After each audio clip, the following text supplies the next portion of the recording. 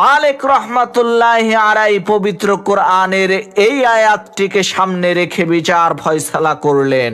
ওয়াল্লাযীনা ইয়ারমুনাল মুহসানাতি সুম্মা লাম ইয়াতু বিআরবাতি শুহাদা ফাজলিদুহুম 80 জালদাতাও ওয়া লা তাকবালু লাহুম শাহাদাতান আবাদা ওয়া উলাইকা হুমুল ফাসিকুন।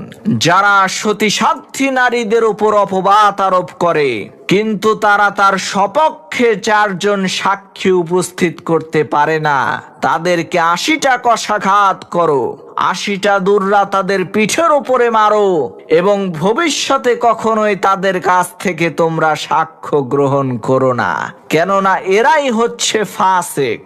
ইমাম মালিক রহমাতুল্লাহি আলাইহি কুরআনের বিধান অনুযায়ী ওই প্রতিবেশী মহিলাকে 80টা বেত্রাঘাত করার হুকুম করলেন।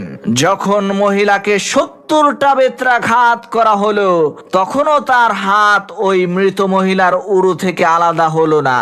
যখন 79টি বেত্রাঘাত করা হলো তখনও তার হাত মৃত মহিলার উরু থেকে আলাদা হলো না।